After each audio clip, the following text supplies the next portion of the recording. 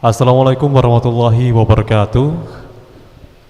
96,8 Perkasa FM, nyalakan energi maju. Selamat sore kaum perkasa, selamat sore masyarakat Tulungagung dan Kediri Raya, santriwan santriwati Pondok Pesantren Al-Fatahiyah Miren Kranti Boyolali Tulungagung. Sore hari ini syukur alhamdulillah kita dapat berkumpul kembali dalam majelis yang mulia ini dalam program Zona Islami Spesial Ramadan yang disiarkan langsung dari Pondok Pesantren Al-Fatahiyah Miren Kranti Boyolali Tulungagung. Sore hari ini kaum perkasa, tepat di hari ke-24 Ramadan 1445 Hijriah, Zona Islami Spesial Ramadan disiarkan langsung dari Pondok Pesantren Al-Fatahiyah Miren Kranti Boyolali Tulungagung. Dan sore hari ini kita akan bersama-sama membahas seputar keagungan istighfar bersama dengan Kiai Haji Muhammad Anak Muhsin. Assalamualaikum warahmatullahi wabarakatuh. Bismillah, alhamdulillah, wassalatu wassalamu ala rasulillah wa ala alihi wa sahbihi wa mawalah. Rabbi syrah li sadri wa yassir li amri wahlul 'uqdatam min lisani yafqahu qawli. Subhanaka la ilma lana illa ma 'allamtana innaka antal alimul hakim. Kita sampaikan selamat sore kepada seluruh santri Pondok Pesantren Al-Fatahiyah dan para pendengar Radio Perkasa FM dimanapun berada. Mudah-mudahan kita semua senantiasa dalam bimbingan hidayah taufik Allah Subhanahu wa ta'ala. Amin ya rabbal alamin. Tema kita pada sore ini, kita akan mengkaji tentang keagungan membaca istighfar kepada Allah Subhanahu wa ta'ala. Telah diketahui bahwa Nabi Shallallahu Alaihi Wasallam itu adalah manusia yang tidak pernah punya dosa. Nabi itu maksum, arti maksum terjaga dari dosa. Namun meskipun demikian, baginda Nabi Muhammad sallallahu alaihi wasallam itu dalam setiap harinya selalu membaca istighfar kepada Allah Subhanahu wa ta'ala.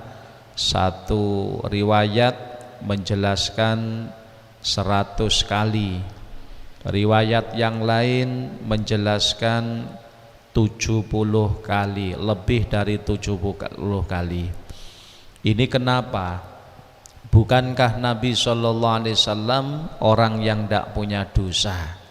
Ini di dalam wasiat Sayyidi Syekh Abil Hasan Asyadili dikatakan, Sayyidi Syekh Abil Hasan Asyadili memberikan nasihat wasiat kepada murid-muridnya, alaika bil istighfar wa illam yakun hunaka dzambun. Jadi Sayyidi Syekh Abul Hasan Asyadili itu seorang mursyid Thariqah Syadiliyah. Beliau memberikan nasihat kepada muridnya, alaika bil istighfar, hendaknya engkau muridku selalu beristighfar kepada Allah Subhanahu wa ta'ala, membaca astaghfirullahal azim alladzi la ilaha illa huwal hayyul qayyum wa atubu ilaih. Wa illam yakun hunaka dzambun, meskipun engkau tidak melakukan dosa. Ini wasiat Sayyidi Syekh Abul Hasan Asyadili. Jadi perbanyak membaca istighfar meskipun tidak sedang melakukan dosa. Wa'tabir bistighfaril maksum al-akbar sallallahu alaihi wasallam ba'dal bisyarah wal yaqin bimaghfirati ma taqaddama min dzambihi wa ma ta'akhkhar. Dawuhnya Sayyidi Syekh Abul Hasan Asyadili, wa'tabir bistighfaril maksum al-akbar sallallahu alaihi wasallam. Tiru istighfarnya Nabi sallallahu alaihi wasallam, manusia agung yang tidak pernah punya dosa. Manusia yang agung al-maksum yang terjaga dari dosa sallallahu alaihi wasallam.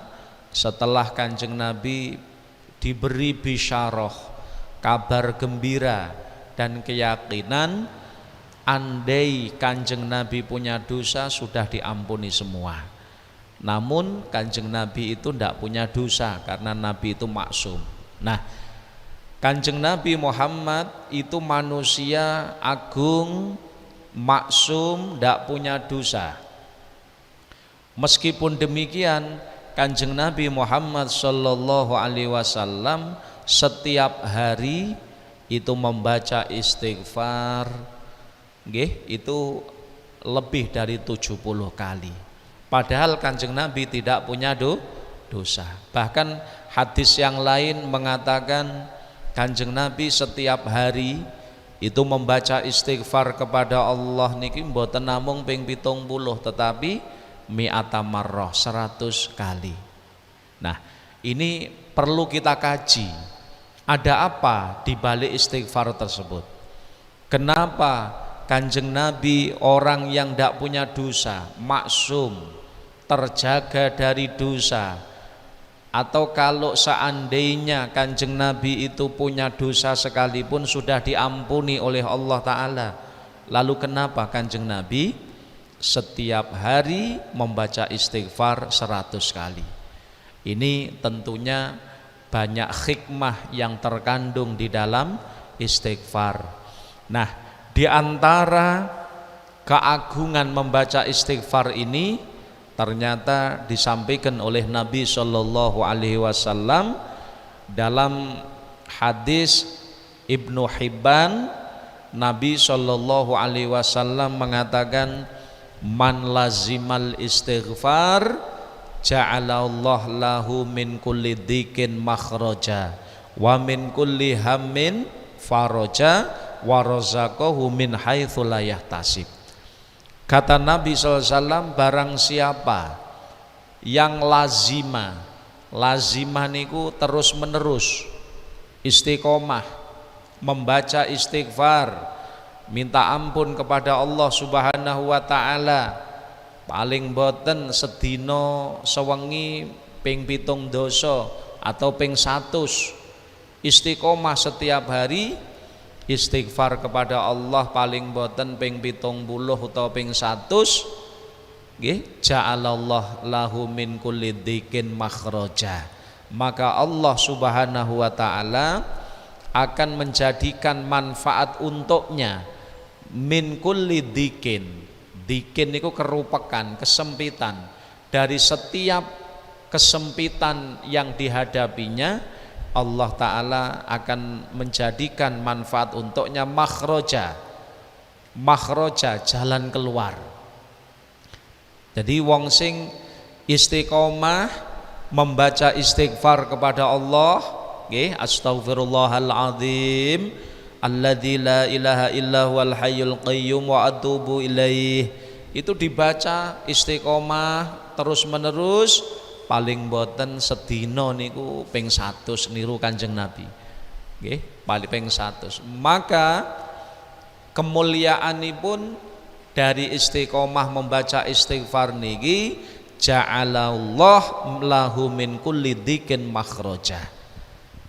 Gusti Allah akan menjadikan manfaat untuknya setiap kesulitan, setiap kerupakan, setiap kesempitan hidupnya itu makhraja, dicarikan jalan keluar oleh Allah Subhanahu wa Ta'ala.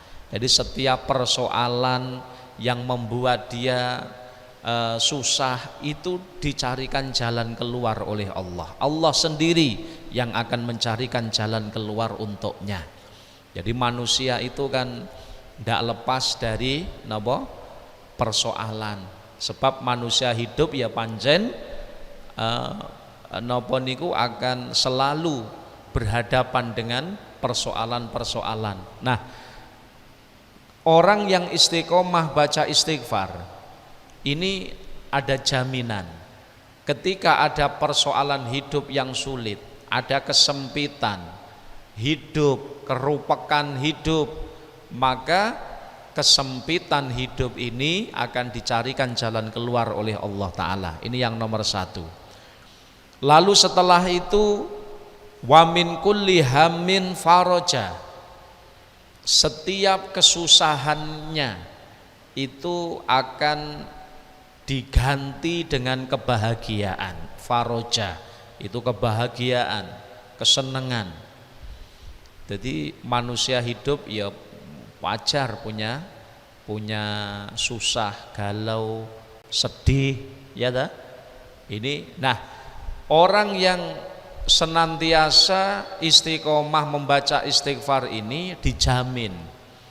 Maka ketika muncul rasa susah, muncul gelisah, galau, kesedihannya, itu akan digantikan kebahagiaan oleh Allah Ta'ala. Diganti susah itu dengan kebahagiaan, dengan bahagia, seneng. Ini yang kedua. Wa razaqahu min haitsu la yahtasib, dan yang ketiga Allah akan memberi rizki kepadanya dari jalan yang tidak pernah disangka-sangka. Lah ini kalau sudah ngomong rizki, ini siapapun pasti akan senang.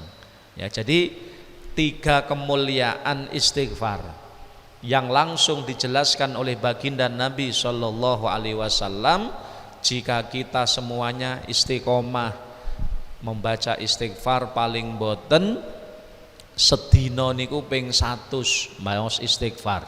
Astaghfirullahaladzim alladzi la ilaha illa wal hayyul qayyum wa atubu ilaih.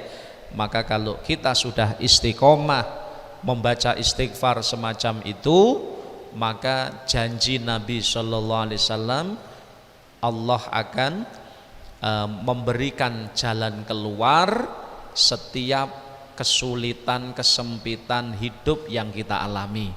Yang kedua, wa min kulli hammin faraja, setiap kesusahan, setiap galau kita, kesusahan, galau, Allah Ta'ala akan mengganti dengan kebahagiaan. Atine diparingi seneng, tentrem, bahagia. Ini yang kedua. Dan yang ketiga, rizkinya akan dijamin oleh Allah Ta'ala. Allah akan memberikan rizki kepadanya dengan bahasa Jawa ini ujuk-ujuk, melalui jalan yang tidak pernah disangka-sangka. Inilah, jadi ternyata di balik istighfar itu ada keagungan yang besar sekali. Nah, kalau orang hidup terus satu kesulitannya diselesaikan oleh Allah, kemudian sedihnya dihilangkan oleh Allah, diganti dengan kebahagiaan, kemudian dikarunia rizki yang lancar, berkah, dari jalan yang tidak pernah disangka-sangka, tentu manusia itu akan senang. Makanya dari 3 persoalan kesulitan hidup, baik urusan ekonomi, ya, ini kuncinya adalah istighfar. Kuncinya adalah istighfar. Maka terkadang yang menjadikan rizki seseorang itu terasa sempit, yang menjadikan rizki itu tidak lancar, itu terkadang adalah karena dosanya. Dosa. Jadi dosa itu yang menyebabkan rizki itu terhalang. Makanya ada dawuh, maksiat itu menyebabkan rizki seseorang terhalang. Jadi atau rizki seseorang terhalang bidzambin yusibuhu, disebabkan karena dosa yang dilakukannya. Nah, karena urusan terhalangnya rizki itu karena dosa, pengaruh daripada dosa, maka untuk bisa mendatangkan rizki ini menjadi lancar kembali, supaya rezeki ini lancar meneh dos pundi, ya maka harus dihilangkan penyebab penyebab terhalangnya ini yaitu maksiatnya, dosanya. Bagaimana supaya dosa kita diampuni? Perbanyak istighfar kepada Allah Subhanahu wa taala. Itu kronologinya begitu. Kemudian di samping urusan rizki, istighfar ternyata mampu menjadikan hati niku tentrem, hati niku tenang, hati merasa bahagia, sumpeke hilang, susahnya hilang.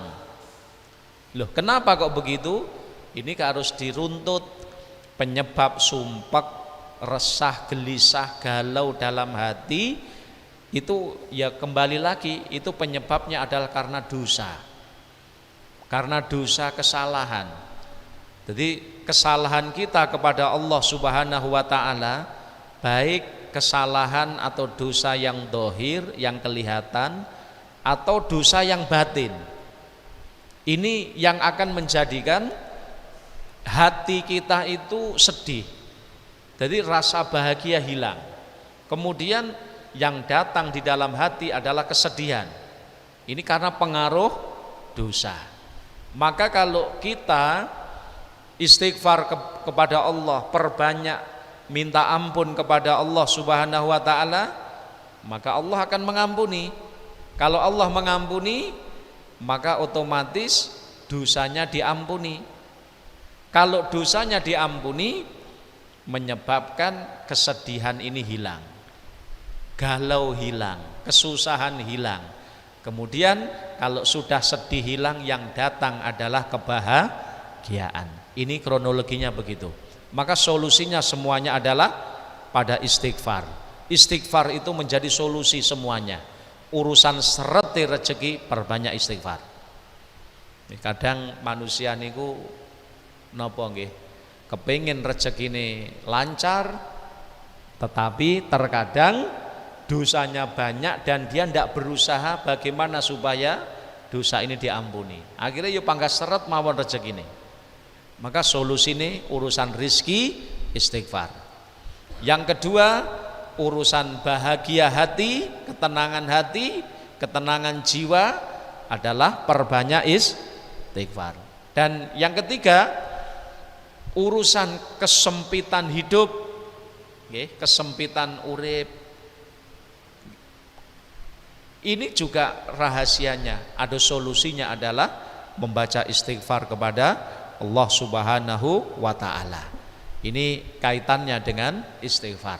Jadi dari hadis ini Nabi SAW mengatakan di dalam istiqomah membaca istighfar setidaknya ada 3 kemuliaan yang diberikan Allah kepada orang yang istiqomah membacanya. Yang pertama, kesempitan hidupnya dihilangkan Allah, dicarikan jalan keluar.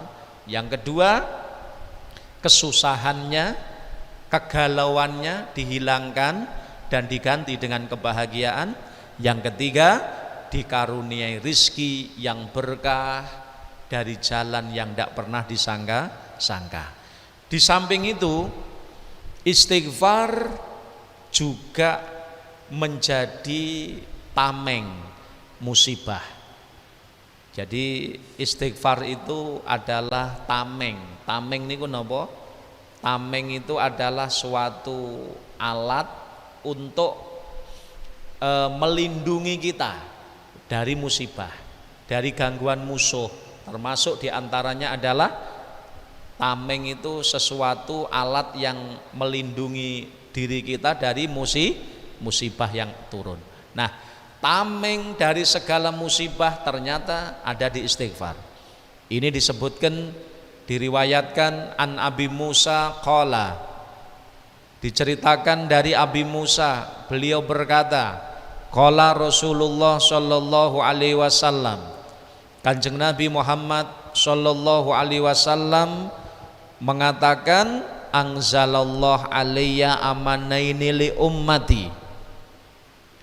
Anzalallah alayya amanaini li ummati. Kata Kanjeng Nabi, dos pundi? Allah Ta'ala menurunkan kepadaku 2 keamanan bagi umatku.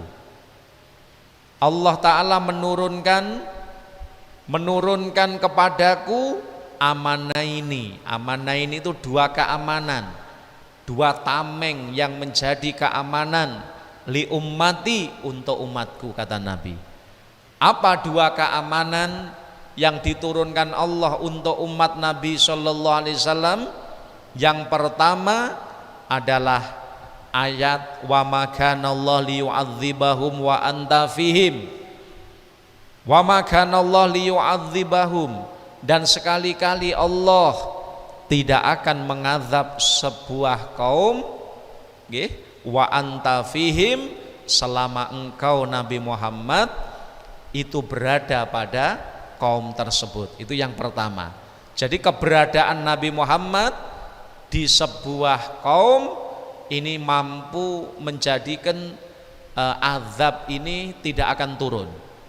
Lalu sing nomor kali wa ma kana Allah mu'adzibahum wa hum yastaghfirun, dan Allah sekali-kali tidak akan mengazab sebuah kaum wa hum yastaghfirun, apabila kaum tersebut mau istighfar kepada Allah Subhanahu wa taala. Jadi dari ayat ini Nabi sallallahu alaihi wasallam menegaskan Allah taala memberikan kepadaku dua keamanan yang manfaat untuk umatku, kata Nabi. Yang pertama adalah ayat wa ma kana Allah liyu'adzibahum wa anta fihim. Sekali-kali Allah tidak akan mengazab sebuah kaum selama engkau Nabi Muhammad berada pada kaum tersebut. Wa ma kana Allah mu'adzibahum wa hum yastaghfirun, sing nomor kali Allah juga tidak akan mengazab sebuah kaum selama kaum itu mau istighfar. Kemudian Nabi mengatakan idza madaitu taraktu fihim al istighfar ila yaumil qiyamah, dan nanti ketika aku sudah pergi, kata Nabi, lek wis nanti aku sudah pergi, maknane ketika aku sudah meninggal dunia, maka taraktu fihim, aku tinggalkan pada umatku yaitu istighfar. Kalau istighfar akan terus ada ila yaumil kiamah, sampai datangnya hari kiamat. Dari dawuh Al-Qur'an wa ma kana Allah liyu'adzibahum wa anta fihim wa ma kana Allah mu'adzibahum wa hum yastaghfirun. Ini intinya apa? Umatnya Kanjeng Nabi Muhammad ini diberi dua keamanan oleh Allah. Dua keamanan yang akan menjadikan umat ini terhindar dari musibah. Keamanan yang pertama nopo? Benteng sing pertama adalah keberadaan Nabi Muhammad sallallahu alaihi wasallam di tengah-tengah kaum, di tengah-tengah umat. Ini diisyarai dengan ayat wa ma kana Allah liyu'adzibahum wa anta fihim.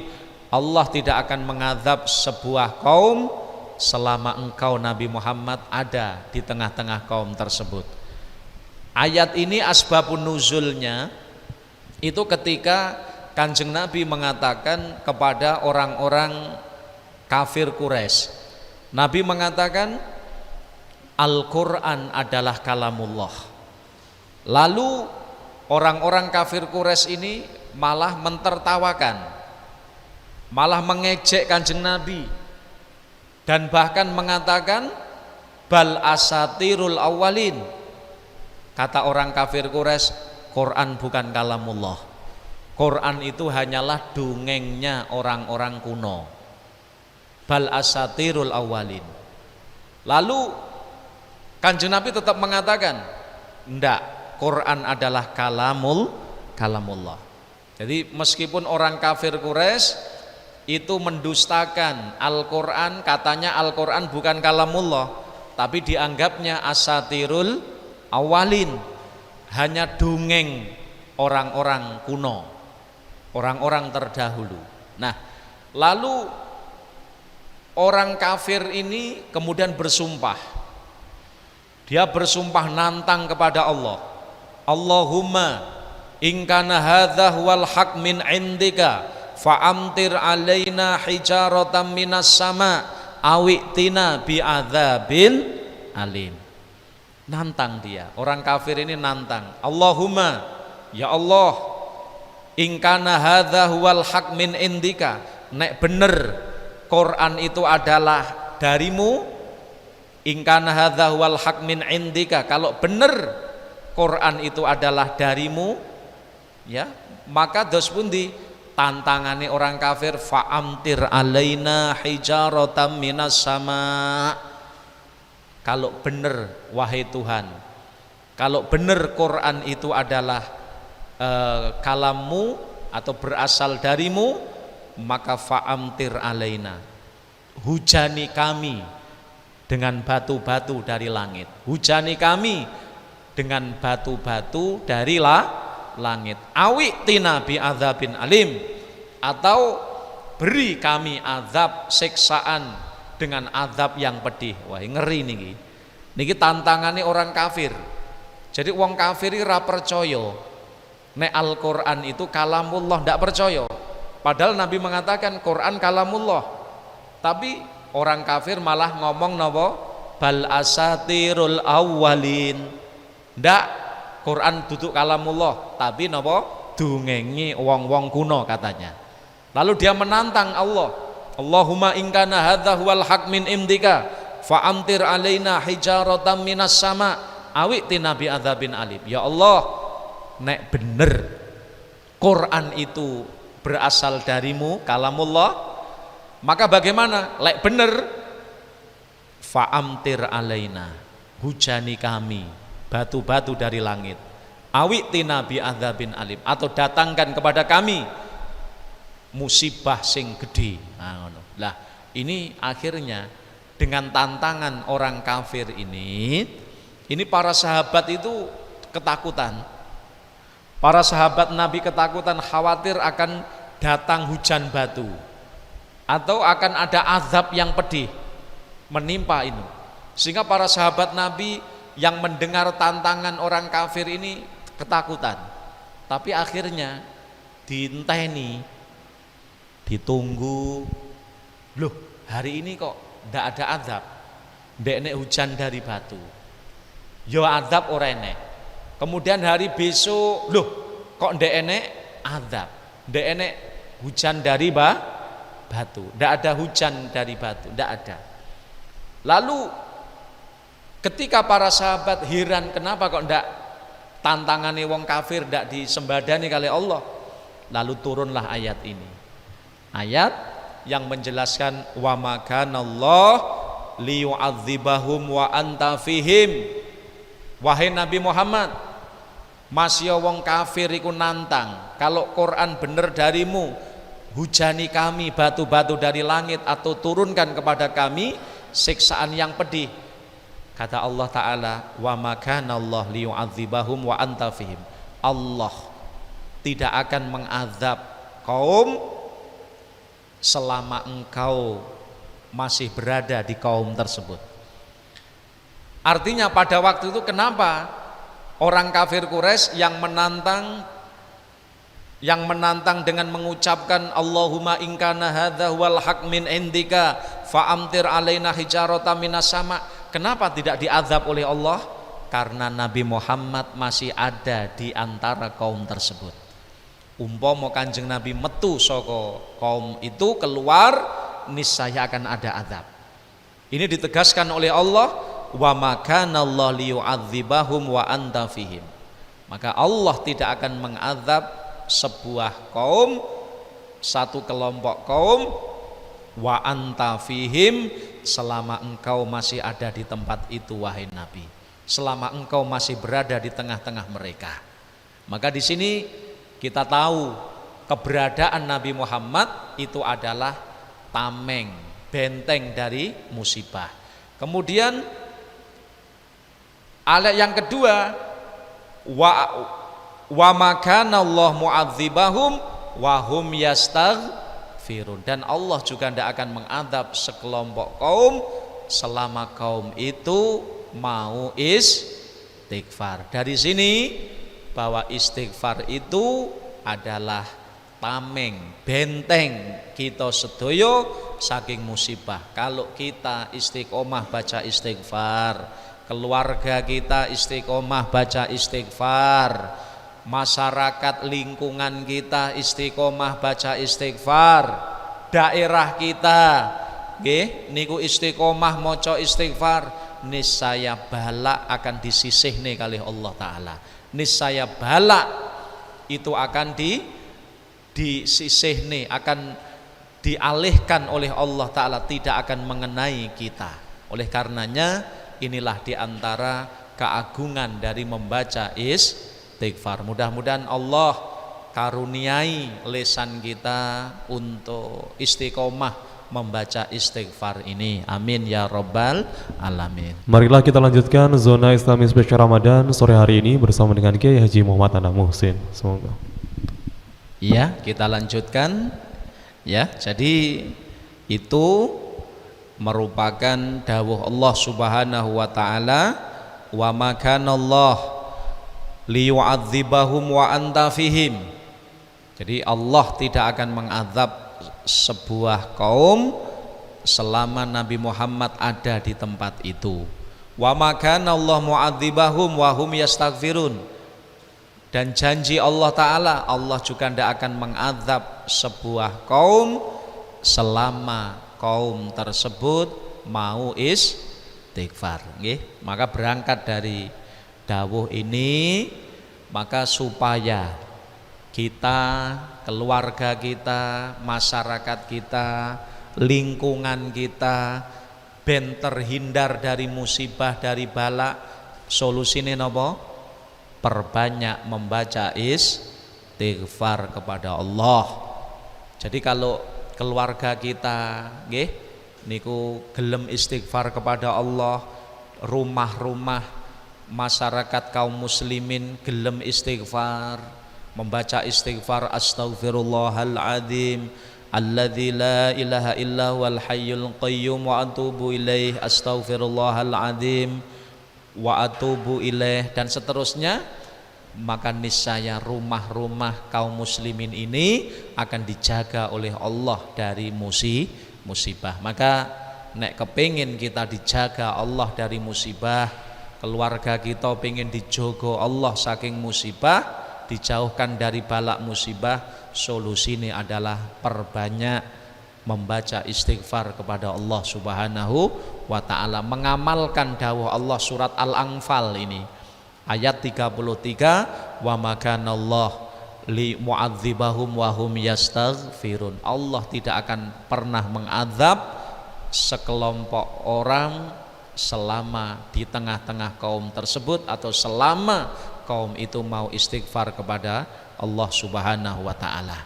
Di samping itu juga dijelaskan tentang manfaat daripada istighfar. Disebutkan faqultu astaghfiru rabbakum innahu kana ghaffara yursilis samaa'a 'alaikum midrara wa yumdidkum bi amwali wa banin wa yaj'al lakum jannati wa yaj'al lakum anhara. Allah Subhanahu wa ta'ala dawuh ini menceritakan Nabi Nuh alaihi salam. Nabi Nuh berkata, fakultu, saya berkata, kata Nabi Nuh, istaghfiru rabbakum, wahai kaumku, istighfarlah kepada Allah, istighfarlah kepada Tuhan kalian, istighfarlah kepada Allah, istighfarlah kepada Tuhan kalian, innahu kana ghaffar, sungguh Tuhan kalian Allah Subhanahu wa ta'ala itu maha pengampun. Kalau kalian semua gelem atau mau istighfar, apa manfaatnya? Kata Allah Ta'ala, yursilis samaa'a 'alaikum midrara, niscaya Allah akan menurunkan kepada kalian hujan yang lebat dari langit.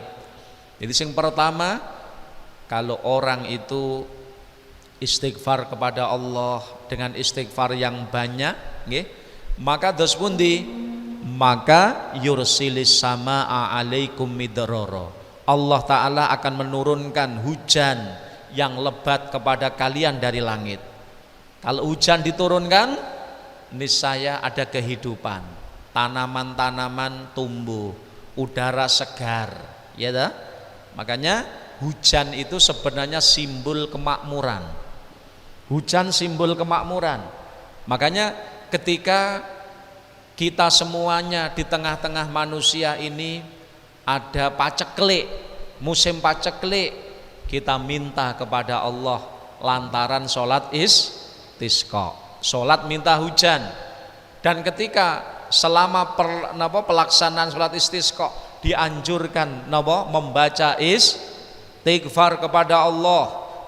Kenapa? Karena mungkin saja yang menyebabkan hujan terhalang, hujan tidak diturunkan oleh Allah sehingga ada paceklik, itu mungkin saja karena dosa-dosa manusia. Maka istighfar kepada Allah.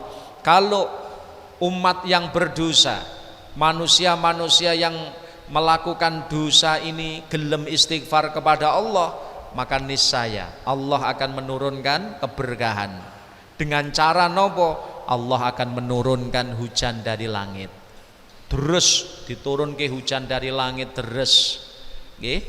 Deres midrara, hujan dari langit yang deras sekali. Sehingga akan menyebabkan udara sejuk, tanaman akan tumbuh. Tanaman akan tumbuh sehingga bisa dinikmati oleh manusia, sehingga terjadi kemakmuran di mana-mana. Ini yang pertama. Lalu yang kedua, ketika umat ini mau istighfar kepada Allah, wa yumdidkum bi amwalin wa banin, Allah Subhanahu wa taala akan memperbanyak harta-harta kalian. Nah ini gitu, balik malih. Jadi istighfar solusi. Nek kepingin rezeki nih, harta-harta kalian berkah, nggih, melimpah berkah, maka solusi ini napa? Istighfar. Kata Allah Ta'ala, wa yumdidkum, Allah akan memperbanyak kepada kalian semua bi amwalin, harta-harta yang berkah. Jadi golek rezeki penak, ngoten lho. Golek rezeki penak, tanduran subur, kemakmuran ada di mana-mana. Solusi ini adalah istighfar. Ini janji Allah Subhanahu wa taala, wa yumdidkum bi amwalin wa banin. Dan juga Allah akan mengaruniai kepada kalian semua anak-anak yang soleh. Wa yaj'al lakum jannatin wa yaj'al lakum anhara. Dan Allah akan menjadikan untuk kalian sungai-sungai, ya, sungai-sungai untuk kalian, kebun-kebun, sungai-sungai. Subhanallah, itu simbol kemakmuran. Maka dari semua ini kuncinya adalah napa? Istighfar. Makanya jangan diremehkan istighfar. Alah nyangopo aku kok istighfar wong aku ora nglakoni dosa. Lho ndak. Eling dawuh Sayyidi Syekh Abdul Hasan Asyadili, alaika bil istighfar wa illam yaku hunaka dzambun. Baca istighfar kepada Allah senajan kalian tidak melakukan dosa. Wa tabir bistighbaril maksum al-akbar sallallahu alaihi wasallam ba'dal bisyarah wal yaqin bimaghfirati ma taqaddama min dzambi wa ma ta'akhkhar. Kata Syekh Abdul Hasan Asyadili, tirunan Kanjeng Nabi Muhammad. Kanjeng Nabi Muhammad niku manusia agung, maksum. Arti maksum niki terjaga dari dosa. Jadi titik mawon Kanjeng Nabi mboten duwe dosa. Kanjeng Nabi niku manusia agung, maksum, terjaga dari dosa. Ewa semanten Kanjeng Nabi niku istiqomah setiap hari maca istighfar ndak kurang saka ping 100. Maka kata Sayyidi Syekh Abdul Hasan Asyadili, tiru Nabi Muhammad SAW. Oh ternyata di dalam istighfar ada keagungan-agungan luar biasa. Di antaranya nopo keagungan istighfar? Yang pertama, nggih, kesulitan hidupnya dicarikan jalan keluar Allah. Yang kedua, kesusahannya dihilangkan Allah diganti dengan kebahagiaan. Yang nomor 3, Allah mengaruniai rizki kepadanya dari jalan yang tidak pernah disangka-sangka. Yang keempat, orang yang melazimi istighfar kepada Allah, niscaya Allah akan menjauhkan dia dari bala musibah, dan Allah akan menjadikan tempat yang di situ istiqomah, dibacakan istighfar yang banyak, kaumnya niku gelem istighfar, maka di tempat itu akan dijadikan Allah sebagai tempat kemakmuran. Inilah diantara keagungan istighfar. Maka mudah-mudahan Allah Ta'ala mengaruniai lisan kita basah dengan istighfar kepada Allah Subhanahu wa Ta'ala. Mudah-mudahan Allah tolong kita untuk istiqomah membaca istighfar.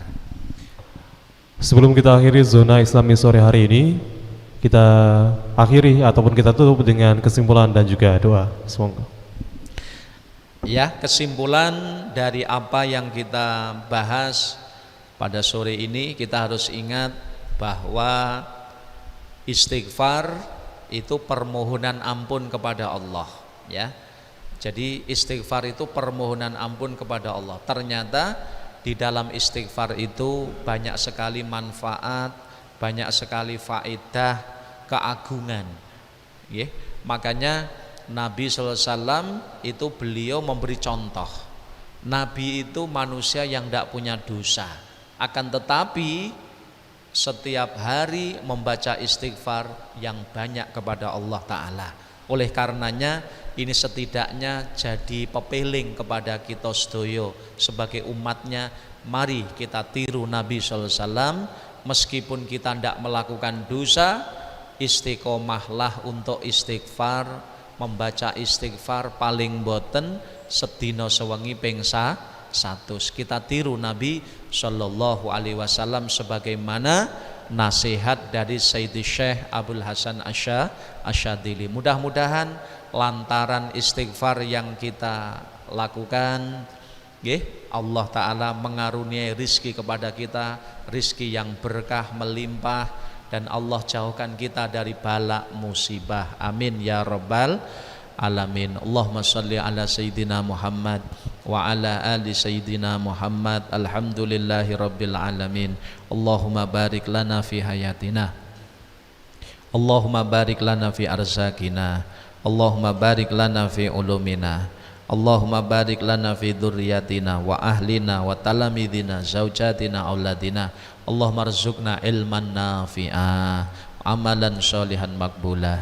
Allahumma inna ala dzikrika syukri wa husni ibadatik. Ya Allah, Allahumma inna nas'aluka al-afiyah fid dunya wal akhirah. Allahumma inna nas'aluka ridhaka wal jannah, na'udzubika min sakhatika wan nar. Rabbana atina fid dunya hasanah wa fil akhirati hasanah wa qina adzaban nar. Allahumma khtim lana bi husnil khatimah, na'udzubika min su'iha. Sallallahu ala sayyidina Muhammadin wa ala alihi sahbihi wasallam. Alhamdulillahi rabbil alamin. Assalamualaikum warahmatullahi wabarakatuh. Waalaikumsalam warahmatullahi wabarakatuh. Kaum berkiasa, baru saja ada simak zona Islami Ramadan yang disiarkan langsung dari Pondok Pesantren Al-Fatahiyah Miren Ngranti, Boyolali, Tulungagung. Anda yang ketinggalan pembahasan sore hari ini di hari ke-24 Ramadan 1445 Hijriah, Anda bisa simak selengkapnya di channel YouTube Pondok Pesantren Al-Fatahiyah Miren Ngranti, Boyolali, Tulungagung. Saya Danang Prayogi pamit undur diri. 96,8 Berkas FM, nyalakan energi maju. Wassalamualaikum warahmatullahi wabarakatuh.